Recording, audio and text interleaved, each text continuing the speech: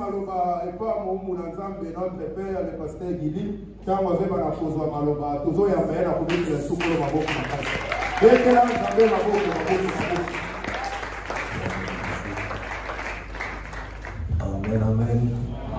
Amen, amen. Que Dieu te bénisse. Rapidement, nous ouvrons la Bible dans le livre de Genèse 18. Genèse 18, nous lisons du premier verset jusqu'au verset 10e.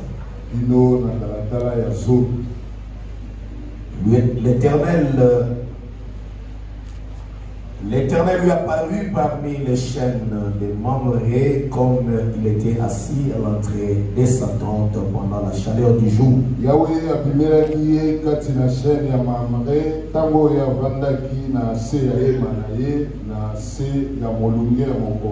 Il leva les yeux et regarda, et voici 3 hommes étaient debout près de lui.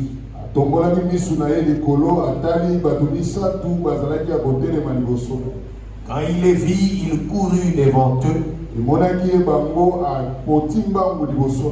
Depuis l'entrée de sa tente et se prosterna en terre.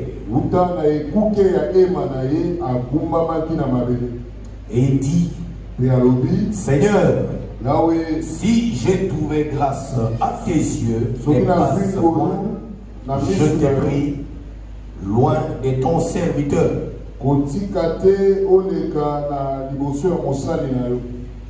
Permettez qu'on apporte un peu d'eau pour vous laver les pieds. Et reposez-vous sous cet arbre. J'irai prendre un morceau de pain pour fortifier votre cœur.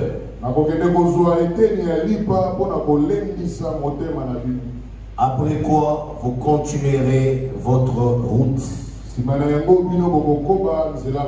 Car c'est pour cela que vous passez près de votre serviteur. Ils répondirent, fais comme tu l'as dit. Abraham alla promptement dans sa tente vers Sarah et dit,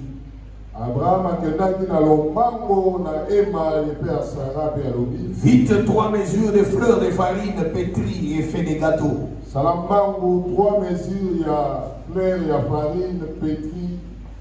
Et Abraham courut à son troupeau, prit un veau tendre et bon.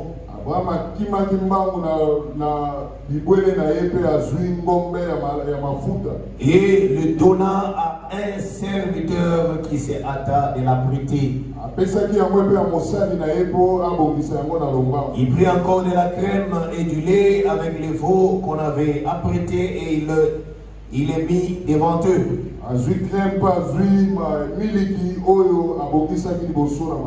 Il s'était lui-même à leur côté sous l'arbre et il mangeait. Alors il lui dit, où est Sarah ta femme? Elle répondit, elle est là dans la tente. L'un d'entre eux dit, je reviendrai vers toi à cette même époque. Et voici Sarah ta femme aura un fils. Que Dieu bénisse la lecture de sa parole. Est-ce que tu peux incliner ta tête? Dire quelques mots au Seigneur pour recommander ce séminaire qui commence aujourd'hui. Que cela puisse commencer avec toi. Que cela commence avec toi. Et que cela puisse imprimer les empreintes digitales dans ta vie et dans la vie de notre Église. Prions au nom de Jésus.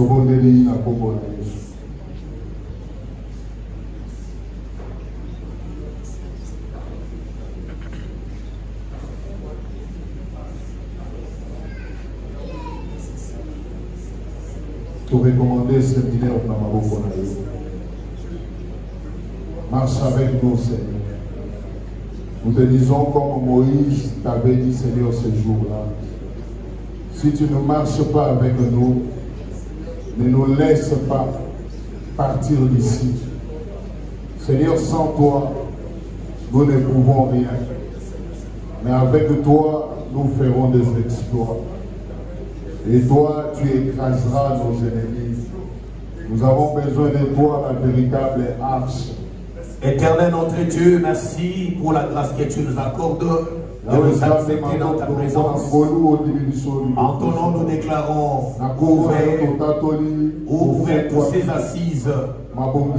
Laisse-nous, Dieu, que ça soit couvert avec grande bénédiction. Et nous te prions, Seigneur, que les grâces et ces moments soient manifestes dans la vie de tout un chacun, dans la vie de toute l'Église, sur l'ensemble de toute la communauté. Seigneur, que ces enseignements soient en mesure de transformer l'homme, car l'apôtre Paul a déclaré que l'évangile de Christ est consiste pas seulement en parole, mais aussi en puissance. Et laisse que cette parole soit capable de transformer l'Église pour ta gloire. Au nom puissant de Jésus, nous avons ainsi prié. Ainsi nous disons Amen. Est-ce qu'on peut acclamer pour le Merci, je vous prie de vous asseoir. Ainsi nous vous saluons dans les précieux noms de notre Jésus-Christ. Nous vous saluons dans les précieux noms de notre Seigneur Jésus. Amen, amen. Que le nom de l'Éternel soit loué. Et ainsi, aujourd'hui, nous commençons avec notre séminaire. Et sur ce thème important, sur l'hospitalité d'Abraham. Sur l'hospitalité et la libéralité d'Abraham. Et nous prions que le Seigneur puisse disposer l'entendement de tout un chacun. Ainsi nous bénissons aussi nos frères et sœurs qui sont connectés autour de ce programme, qui nous suivent de loin aussi, parce que cette parole va aussi les bénir et va bénir plusieurs familles. Alors le thème, c'est l'hospitalité et la libéralité d'Abraham. Et nous savons que l'hospitalité, c'est le fait d'ouvrir sa porte et pour accueillir un étranger, lui donner, n'est-ce pas, de la place, l'accueillir ou le recevoir dans sa maison. Alors, je crois que par la grâce de Dieu, aujourd'hui, nous allons développer le sous-thème l'hospitalité de Dieu. Et nous allons marcher avec ça le mercredi et le vendredi par la grâce de Dieu. Parce que avant que Abraham ne puisse exercer l'hospitalité, il a appris ça de quelqu'un. Il a reçu ça de quelque part. Et nous avons toujours dit que dans tout ce que Dieu demande à l'homme de faire, Dieu lui-même est le premier à le réaliser. Et Dieu te bénisse. Dieu ne peut pas te demander quelque chose que lui-même n'a pas fait. Est-ce que les saints sont avec moi? Que Dieu te bénisse. C'est après plusieurs jours que je te retrouve. Et je prie le Seigneur de nous faire grâce que nous puissions être une grande bénédiction pour quelqu'un. Est-ce qu'on peut avancer? Dieu ne peut pas demander à un homme de faire quelque chose que lui-même n'a pas fait. Parce que lui-même est l'enseignant. Lui-même est le législateur. Et lui-même est l'exécutif. Que Dieu te bénisse. C'est comme chez nous ici, par rapport à nos institutions. Nous avons le pouvoir législateur. Nous avons le pouvoir exécutif. Nous avons le pouvoir judiciaire. Ce sont les trois principaux pouvoirs. Mais quelque part, on dit que la presse, c'est aussi un pouvoir. Parce que si on veut museler la presse, et généralement c'est ce qu'on constate dans plusieurs pouvoirs ou régimes où il y a des dictateurs, la presse n'est pas libre de pouvoir parler. Pourquoi on empêche de parler? C'est parce que le parler est aussi un pouvoir. Que Dieu te bénisse. Que Dieu te bénisse. Nous avons toujours dit que même dans la nature, généralement, nous le disons que sur le plan spirituel, c'est sur le plan spirituel que nous faisons cette lecture-là de la nature. Lorsque quelqu'un a des choses à confesser, lorsqu'un homme a des choses à dire, ou des choses à révéler, des choses qui sont liées à sa vie, la première des choses que Dieu a fait, c'est de bloquer sa langue. Le diable bloque le parler. C'est la raison pour laquelle vous verrez que la plupart de ces personnes-là, une fois très malades, et vous verrez qu'à un certain moment, la personne peut vous regarder, vous lui posez des questions, il fait des gestes avec la tête pour vous signifier qu'il vous écoute, mais vous vous rendrez compte qu'il ne saura pas parler. Que Dieu te bénisse. La personne ne saura pas parler. Pourquoi? Parce que celui qui parle se libère. Donc le parler, c'est aussi l'expression de la liberté. C'est par là que nous disons que c'est aussi un pouvoir. Que Dieu te bénisse. Alors, quant à ce qui concerne le pouvoir de Dieu, nous avons dit que lui-même est le pouvoir législateur. Parce que c'est le pouvoir qui régit les lois. Qui crée les lois. Et c'est ce pouvoir-là et qui donne des lois sur base desquelles la société doit être régie. Que Dieu te bénisse. C'est comme si tu as un problème avec l'écoute. Je ne sais pas si le retour la fonctionne. Est-ce que laissez nous suivre? Et ce rôle-là, c'est Dieu lui-même qui a créé les lois, qui a créé les ordonnances, qui a créé les prescriptions. Tout c'est Dieu lui-même. C'est là que nous disons qu'il est lui-même le pouvoir. Le pouvoir exécutif. Parce qu'avec les législateurs chez nous, c'est le Parlement et le Sénat. Mais avec l'exécutif, c'est le gouvernement. C'est toujours Dieu lui-même qui est aussi l'exécutif. C'est celui qui exécute sa parole. Est-ce que les saints me suivent?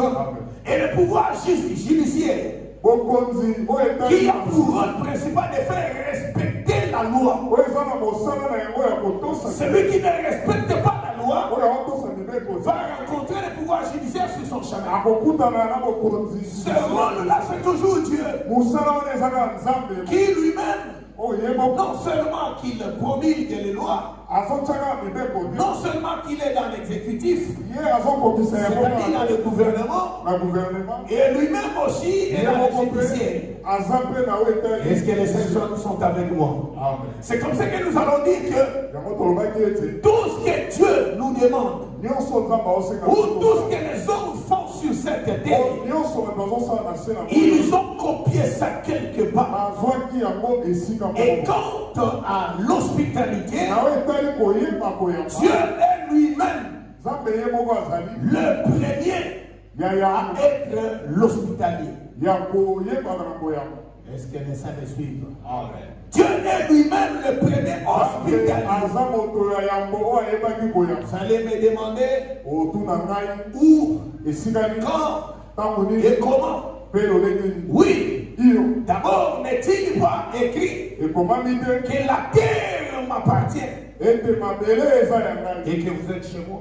Que Dieu te bénisse. C'est que la terre, c'est l'habitation de Dieu. Et l'homme est reçu par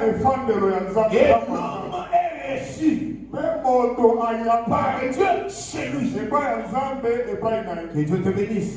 C'est la raison pour laquelle, comme c'est lui les bailleurs, et que tous les humains sont des locataires, voilà pourquoi chaque homme a un contrat avec ce bailleur.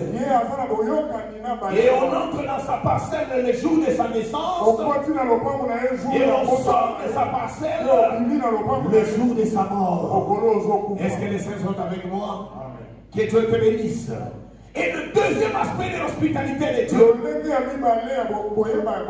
c'est là que nous rentrons maintenant à la création. Et à la création, Dieu qui a créé tout, les cieux et la terre, avec tout ce que cela comprend. Et lorsque nous allons dans Genèse chapitre 2, nous commençons avec le verset 7. La Bible dit que l'Éternel Dieu forma l'homme de la poussière de la terre. Et quand il a formé l'homme de la poussière de la terre, il souffla dans ses narines un souffle. Et c'est de là que l'homme devient un être vivant. Mais ça ne s'arrête pas là. Dieu prend l'homme. Après avoir créé l'homme, on nous parle aussi du jardin. Et l'Éternel Dieu plantant un jardin, le jardin qu'il a appelé le jardin d'Éden, les lieux de délices. Et Dieu prit l'homme qu'il avait formé, il le plaça dans le jardin. Est-ce que les saints me suivent? Le jardin ici, c'est la maison de Dieu. Et quand il prend l'homme et qu'il vient de le placer dans le jardin, autrement dit, que Dieu exerce l'hospitalité envers l'homme. Il reçoit l'homme chez lui. Il reçoit l'homme dans sa maison. Et quelle est cette maison? C'est le jardin. Parce que, comprenez frère, la Bible est claire. En dehors de tout ce qui avait été créé, si vous lisez les versets 7 du chapitre 2, il est dit ceci: l'Éternel Dieu forma l'homme de la poussière de la terre, il souffla dans ses narines un souffle de vie, et l'homme devait un être vivant. Puis l'Éternel Dieu planta un jardin à Éden, du côté de l'Orient, et il y mit l'homme qu'il avait formé. Est-ce que les saints me suivent? Il y mit l'homme. Il forme l'homme et il le met là. Et il plante le jardin. Ce jardin-là est construit pour l'homme. C'est la maison que Dieu lui-même et l'architecte. C'est lui qui en a la pensée. Et il ne s'arrête pas à construire la maison. Il va équiper la maison. Est-ce que les saints sont avec moi? C'est Dieu qui va équiper la maison. Tu vas me poser la question. Il a équipé la maison comment? On peut avancer? Que Dieu te bénisse. Nous sommes au verset 9. Nous avons déjà dit le verset 8. Vous êtes au verset 8. Écoutez.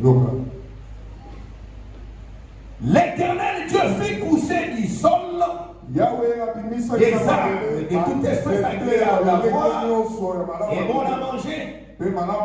Et l'arbre de vie au milieu du jardin, et l'arbre de la connaissance du bien et du mal. Je peux continuer? Ça, c'est l'équipement de la maison. Un fleuve sortait de l'Éden pour arroser le jardin. Et on a cité les noms de tous ces fleuves. Et au verset 15, l'Éternel Dieu prit l'homme et le plaça dans le jardin pour le cultiver et pour le garder.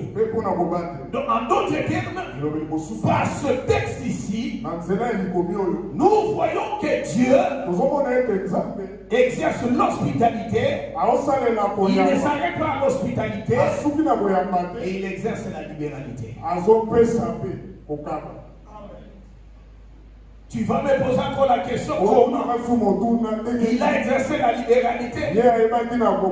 Parce que la libéralité consiste à faire un don volontaire.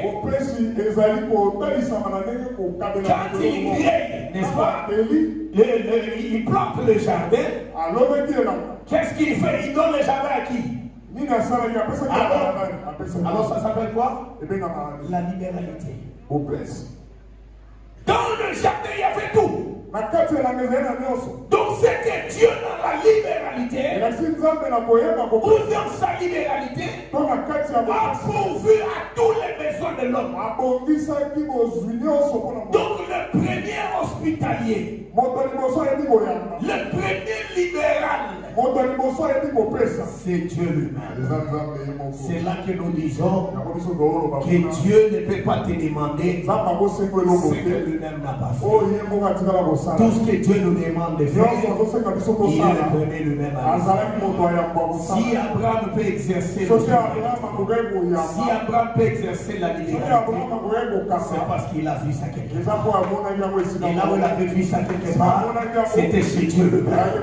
Comme Abraham était fils de Dieu, tel père, tel fils. Pourquoi c'est une bonne chose? Si Dieu te demande une chose, comprends que tu dois le faire parce qu'il est le premier lui-même. Un enfant ne fait que ce qu'il a vu son père faire. Est-ce que c'est vrai? Est-ce que c'est la vérité? L'enfant ne fait que ce qu'il a vu son père faire. Oh, Abraham était fils de Dieu. Quand il exerce la libéralité, c'est qu'il a vu ça chez son père. Donc le premier modèle de la libéralité, c'est Dieu. Le premier modèle de l'hospitalité, c'est Dieu. Est-ce qu'on peut avancer? Que Dieu te bénisse. Regarde maintenant là où ça fâche. La réalité qui arrive, lorsque nous entrons dans le chapitre 3e, apôtre Emmanuel, ça ne s'arrête pas seulement là. Et Dieu, dans sa libéralité, donne le travail. Amen. Dieu a donné aussi le travail. Ça fait partie de la libéralité. Tu n'as pas vu là où il a donné le travail?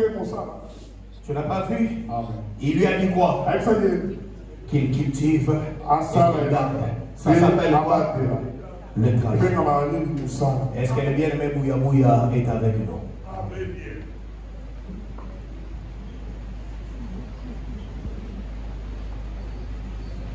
Ta tête là m'inquiète, la manière avec tes lunettes là. Mais il me dit très bien. Ok, avançons.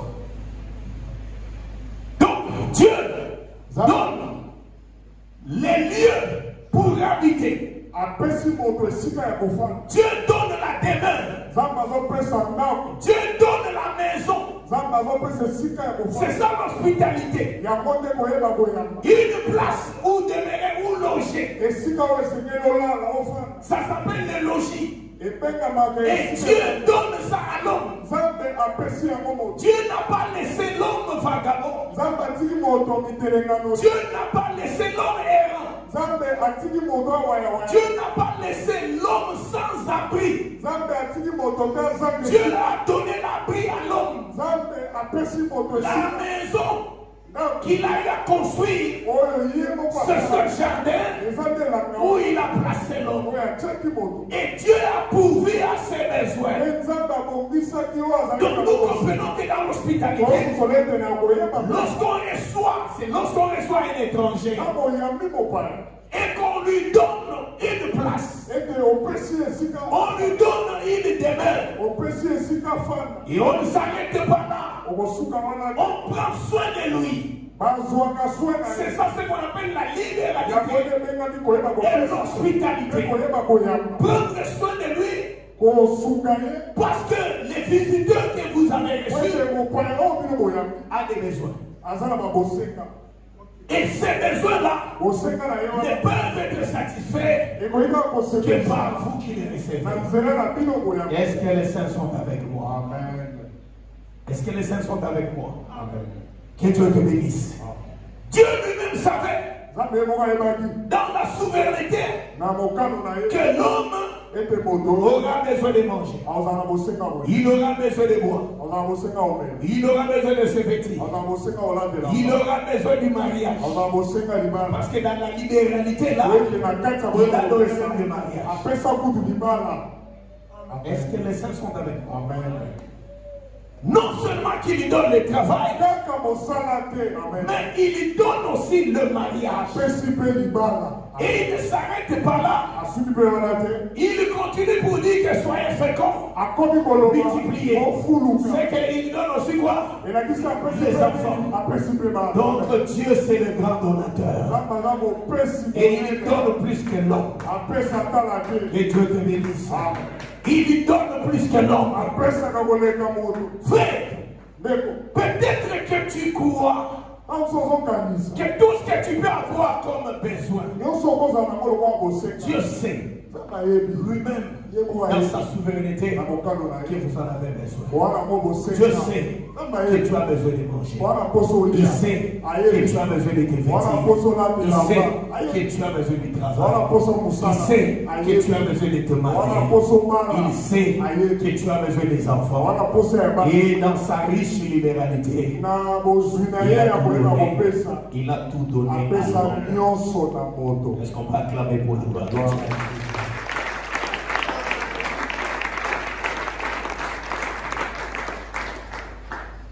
Que mon Dieu te bénisse. On peut avancer. C'est la raison pour laquelle, frère, nous comprenons que depuis le commencement, Dieu a toujours voulu être hospitalier et libéral.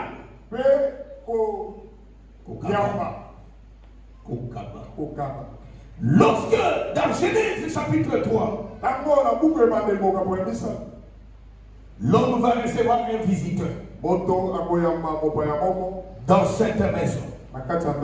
C'est là que nous avons toujours dit, tous les visiteurs ne sont pas les bienvenus. Et tous les visiteurs ne sont pas des bons visiteurs. Bien-aimés, sur terre où nous sommes, mets ça en tête que tout celui qui s'approche de toi n'est pas toujours bon et avec les bonnes intentions, parce que nous sommes sur terre et tout ce que tu peux, tout celui que tu peux rencontrer, ne pense pas qui sera un ami. Tu peux aussi rencontrer ou avoir devant toi des ennemis. Et tu peux recevoir chez toi des ennemis. Peut-être que tu peux croire. Voilà pourquoi il est toujours important de recevoir tout visiteur dans la prière. Parce que tu ne connais pas celui qui vient devant toi, si c'est un bon visiteur ou bien un mauvais. Que Dieu te bénisse. Que Dieu te bénisse. Un jour, j'ai eu l'appel d'un frère qui était parmi nous, qui était un haut gradé dans l'armée et qui occupait de grandes fonctions. Et lorsqu'il m'a appelé, il avait besoin que je puisse aller chez lui. Oui, nous sommes serviteurs. Si le Seigneur lui-même, on pouvait l'inviter chez Jairus qu'on a besoin de toi et qu'il partait. Pourquoi nous allons refuser? Si vous nous dites que vous avez besoin de nous chez vous à la maison, en tant que serviteur, nous allons besoin. Que Dieu te bénisse. Mais ce jour-là, j'avais la lourdeur dans mon cœur. Je lui ai dit que je ne suis pas disposé à venir chez lui. Et si tu peux venir. Il a insisté, pasteur, c'est important si vous pouvez venir. Je lui ai dit non, je ne suis pas disposé. Et il vous appartient de venir. Ok, ça va, je viens. Quelques minutes après, et on me dit qu'il y a telle personne qui est venue, mais qui vous désire dehors. J'ai dit que je ne sors pas. Dites-lui de venir. Il a insisté, si vous pouvez aller. J'ai refusé. Alors finalement, je vois la personne qui entre, mais la personne n'était pas seule. Derrière elle, il y avait 3 personnes. Donc ils étaient au nombre de 4. Et quand je les ai vus, avec des ensembles de jeans, et je sais, de par l'expérience, détecter l'habillement des gens qui sont dans les services de renseignement. C'est souvent leur manière de s'habiller. Dans mon cœur, j'ai dit, aïe, aïe, aïe, aïe, j'ai introduit des gens qui ne fallaient pas dans la maison. Alors ils sont arrivés, je leur ai donné la place. Et je me suis mis à prier.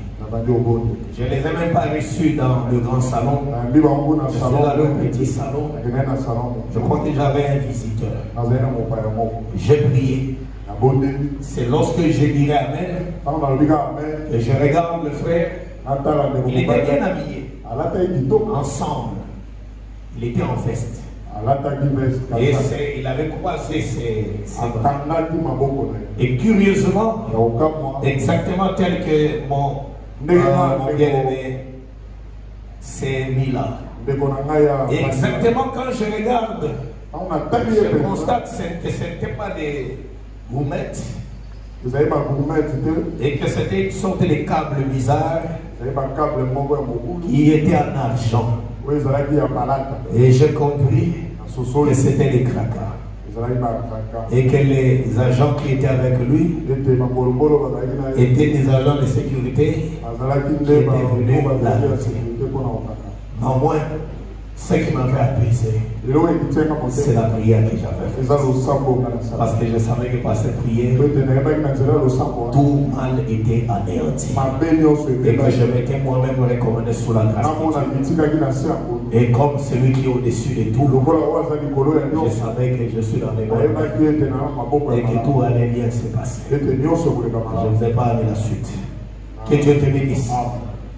Que Dieu te bénisse. Oui, je vous ai vu très curieux là.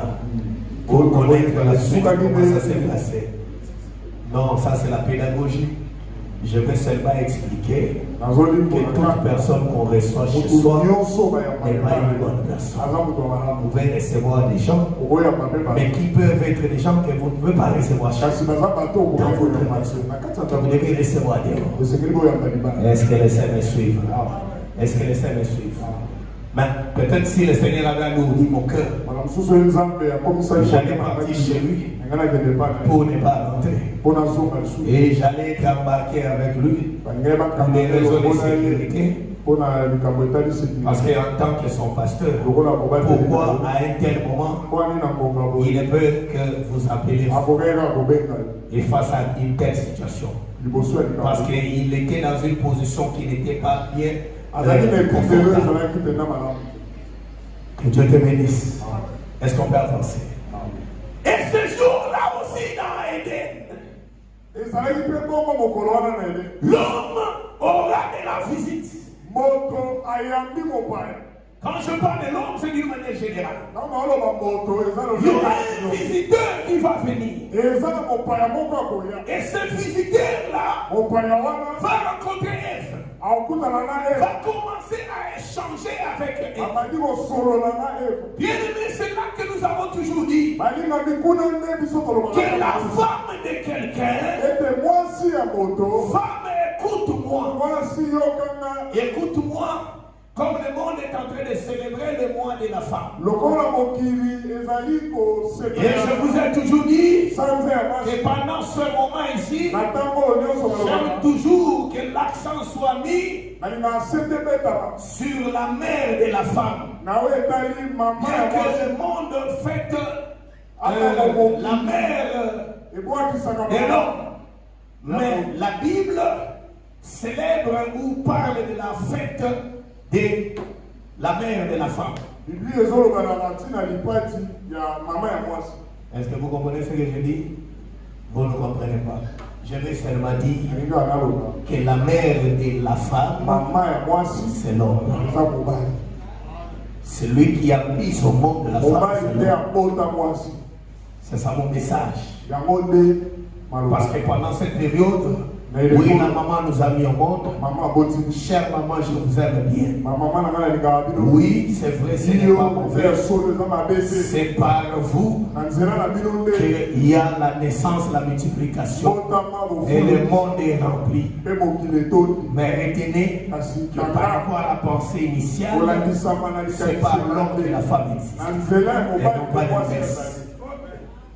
Que Dieu te bénisse. C'est par l'homme que la femme existe. La mère de la femme, c'est l'homme. Oui, c'est ça la Bible. Lorsque l'Éternel faisait passer les différentes créatures devant Adam pour qu'il puisse les nommer, et Adam a vu qu'ils étaient tous deux à deux, mais qu'il ne trouva point des deux semblables. Il ne trouva pas un vis-à-vis. Dieu a vu dans l'homme le besoin. C'est là ce qu'Éphésiens 3, le verset 20 dit, que Dieu exauce nos prières, que nous faisons même dans la pensée. Adam n'a jamais ouvert la bouche pour dire à Dieu que donne-moi la femme. Mais Dieu a vu les besoins dans son cœur qu'il a besoin. Voilà pourquoi j'ai pris aussi le Seigneur qu'il puisse exaucer les besoins qui sont dans votre cœur. Si l'homme de vos prières, que Dieu puisse les exaucer. C'est là que j'ai toujours dit qu'il est important pour un enfant de Dieu d'avoir des pensées positives. Parce qu'une pensée positive, c'est aussi de prier. Lorsqu'on a des pensées négatives, on maudit soi-même sa vie. Est-ce que les saints me suivent? Dieu a vu dans l'homme qui avait les besoins de la femme. Bien-aimé, je vous ai toujours posé la question. Dans les songes, vous communiquez dans quelle langue? C'est pour vous dire qu'il y a des langues, en dehors de toutes les langues des humains. Dieu a d'autres langues que l'homme ne connaît pas. C'est la raison pour laquelle dans les songes, tu communiques dans un langage que toi-même tu ne connais pas.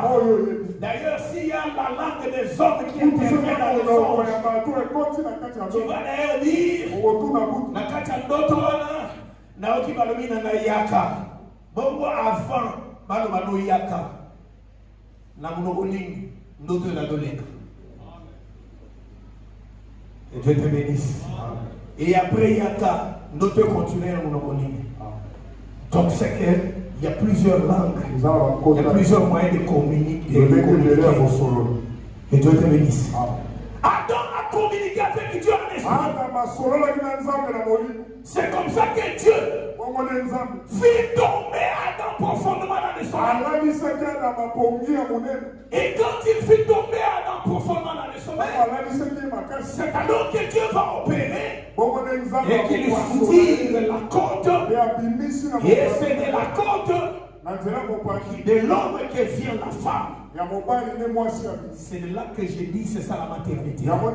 C'est ce jour-là qu'Adam était entré dans la maternité pour accoucher la femme.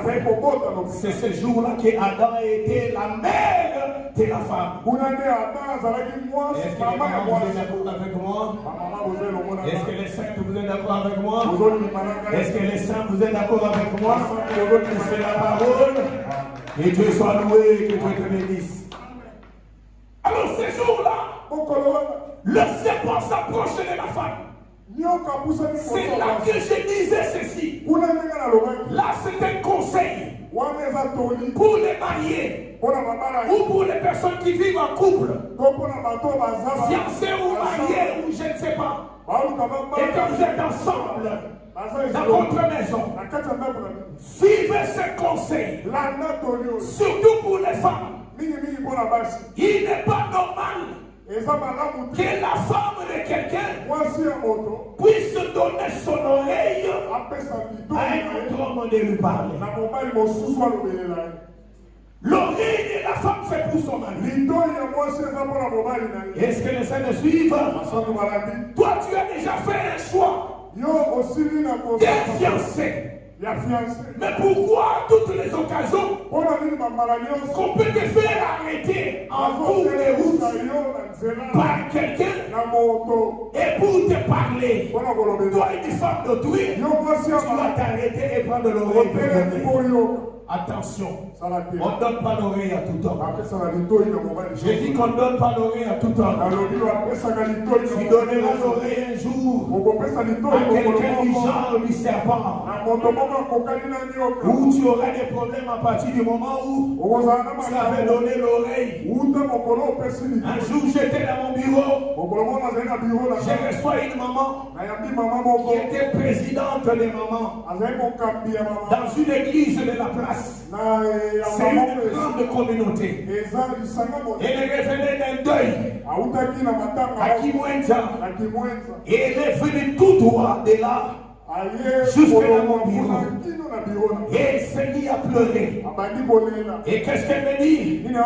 Elle me dit, oh mon Dieu, ça fait autant d'années que je vis avec mon mari. Je ne l'ai jamais trompé. Ça n'est jamais même arrivé en pensée.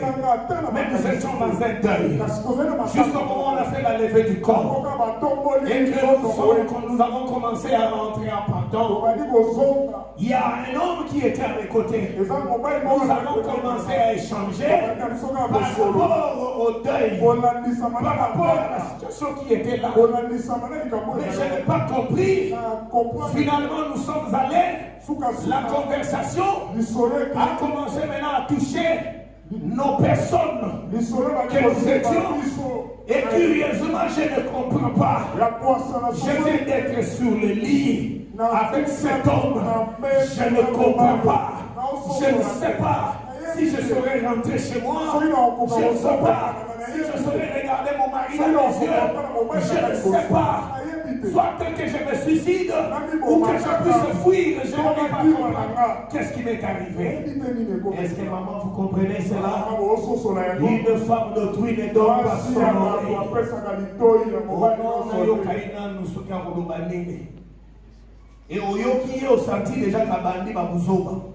Mais aux autres qui continuent, pose la nuit. Yosa ebende. Na simolobi na éviter l'eau de comme la guindaille. Non, il est. Est-ce qu'on peut acclamer pour la gloire de Dieu?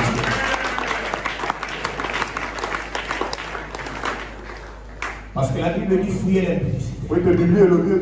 C'est le seul péché si vous ne fouillez pas avant. C'est que vous êtes déjà dans le filet.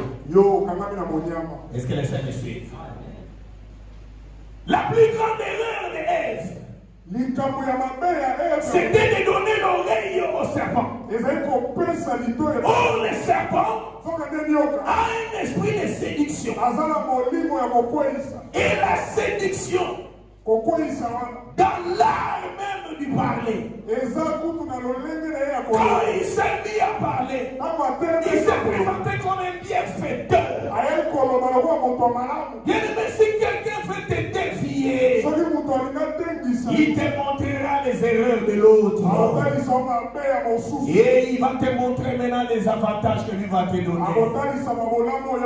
Beaucoup de gens ont été défiés de la sorte, croyant que c'était une bonne personne. Il y a l'un des fils de David, je crois que c'était Absalom, qui a eu par moment avant de se soulever contre son père. Il allait se placer dans la rue. Il se met là à côté. Toutes les personnes qui venaient pour rencontrer le roi, il leur posait la question: vous allez où? Quand ils disent que je vais rencontrer le roi, qu'est-ce qu'il va faire pour vous? D'ailleurs, vous avez des impayements. D'ailleurs, vous avez des difficultés. Moi, je suis capable de résoudre tous les problèmes que vous avez dans vos vies et consorts. Et c'est ce qu'Absalom avait l'habitude de faire. Et c'est ce que Ève, elle est tombée victime de ses propos. Et lorsqu'elle ne s'est pas dit, Dieu a-t-il réellement dit? Et lorsque la femme a commencé à parler, le serpent lui dit non. Dieu sait que le jour où vous en mangerez, vous serez comme des dieux. Vous serez comme lui. Et quand il a donné cette loi, c'est parce que c'était un égoïste. Il veut régner seul. Il veut régner seul. Alors, quand la femme a entendu, finalement, elle a pris le fruit et la mangé. Et elle en a donné aussi à son mari. Le mari a aussi mangé. Et tous deux, c'est le troupe qui s'était bien. Et la suite, c'est quoi? Parce que nous sommes dans Genèse chapitre 3. Bien aimé, lorsque l'Éternel vient, parce que c'est lui le propriétaire, il vient contrôler sa passée. Il vient chaque fois jeter le coup d'œil, voir si les choses sont normales.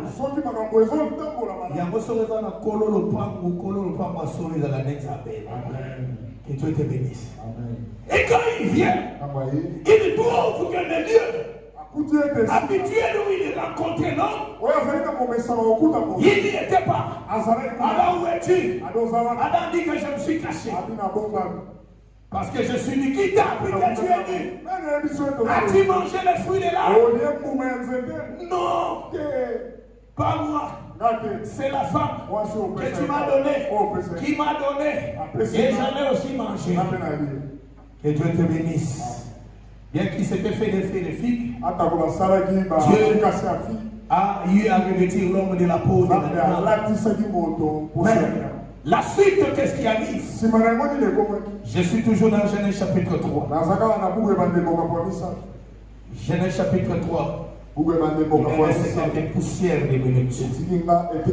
Suivez. Je suis dans Genèse chapitre 3. Les versets 21. L'Éternel Dieu fit à Adam et à sa femme des habits épaux, et il les en revêtit.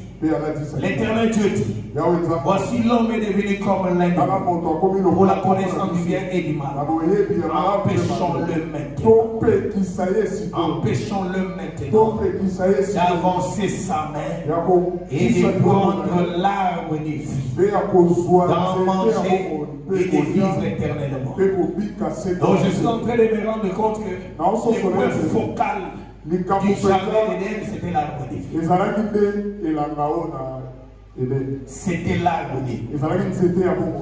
Bon. Le point focal du jardin d'Éden, c'était l'arbre de vie. L'Éternel Dieu le chassa du jardin d'Éden. L'Éternel Dieu le chassa du jardin d'Éden. Bien-aimé, Kolo Lopang a récupéré le Pakunaï, a récupéré le Nakunaï, a dit sur le locataire ou a béni Adam. Est-ce que les saints me suivent? Est-ce que les saints me suivent? A béni sur le locataire ou a béni Adam. Et quand il chasse l'homme, il place les chérubins à l'entrée de la tente, à l'entrée du jardin, pour empêcher à l'homme de retourner. L'homme est chassé de la maison. Donc à ce niveau-là, Dieu cesse d'être hospitalier. C'est là que je comprends que Dieu n'exerce pas l'hospitalité envers n'importe qui. Est-ce que les saints me suivent? Est-ce que les saints me suivent? Bien aimé, je ne sais pas le temps, l'heure que vous avez. Selon le temps que moi j'ai, il me reste 8 minutes. Non, j'utilise la montre aussi. D'abord, vous m'avez donné la parole en retard. Vérifiez un peu. Quelqu'un d'autre. 9h25. Est-ce que les saints me suivent? On peut acclamer pour la gloire de Dieu. C'est moi aussi, c'est 9h25. Oh, je suis monté ici avec 3 minutes de retard. Donc, c'est pas moi. C'est le modérateur. J'ai envoyé même qu'on lui dise, au lieu de donner la parole, lui entendre la louange, je vais l'envoyer. Donc, est-ce que je peux consommer mes minutes? Je les consomme avec joie. Merci. Est-ce qu'on peut avancer? Que Dieu te bénisse. Écoutez, frères et sœurs. Il place les chérubins. Puisque nous sommes en train de parler de l'hospitalité, on ne peut pas parler de l'hospitalité sans maison. Si toi tu n'as pas où toi-même habiter, comment tu vas loger?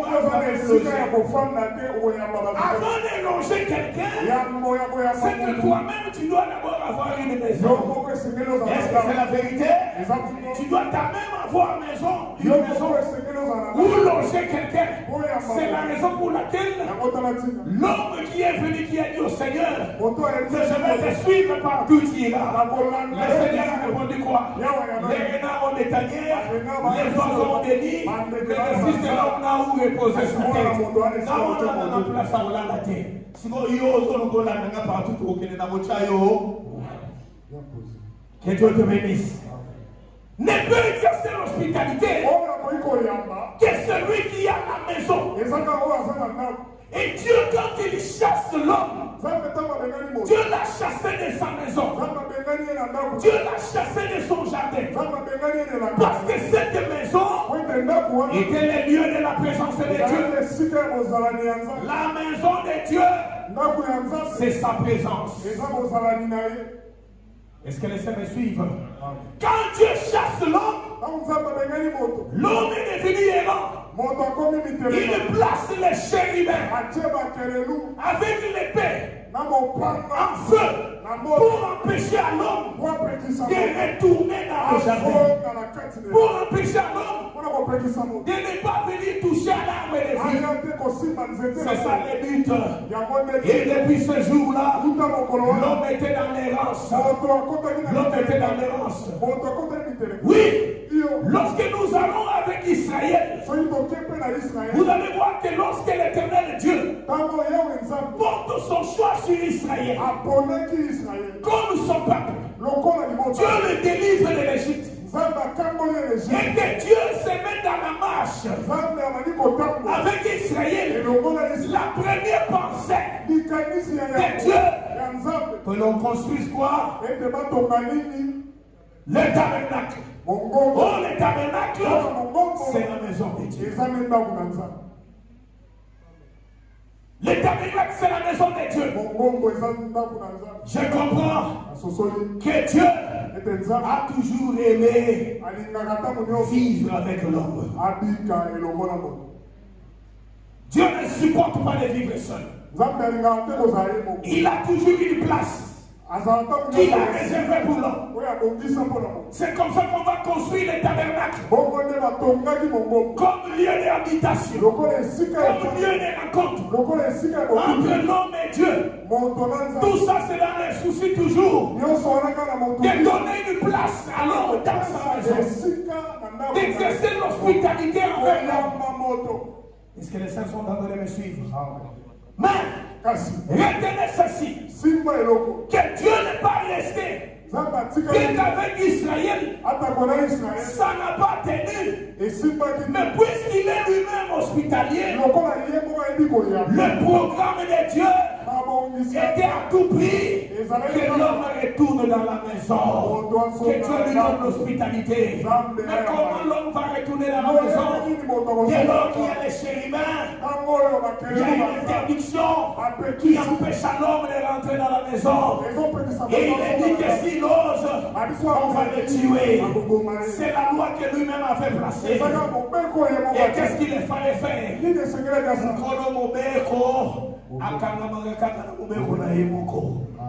C'est Dieu qui a mis ça. Qu'est-ce qu'il fallait faire? Comme il y a une loi qui existe, selon laquelle personne ne peut accéder à la vie. Qu'est-ce qu'il fallait faire?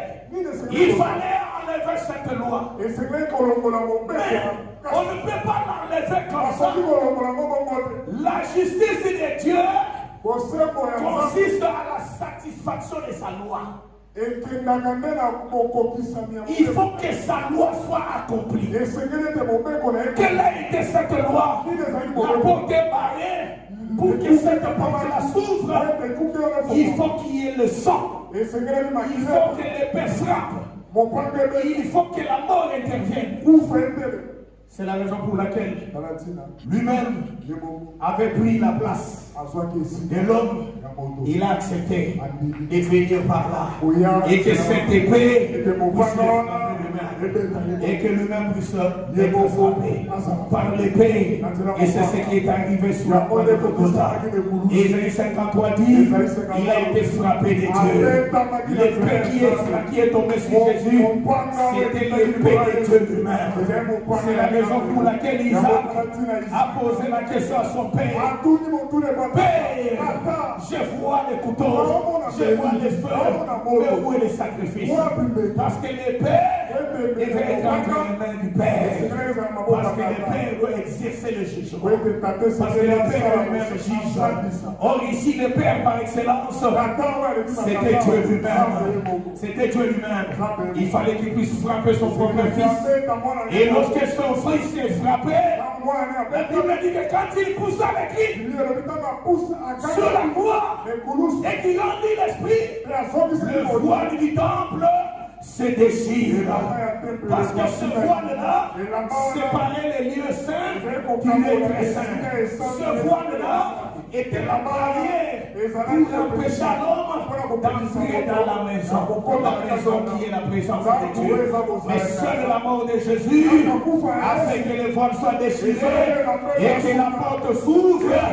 Voilà, ce moment-là, je peux parler du retour au bercail, retour à la maison du Père. Que Dieu bénisse sa parole. Le Seigneur, frère.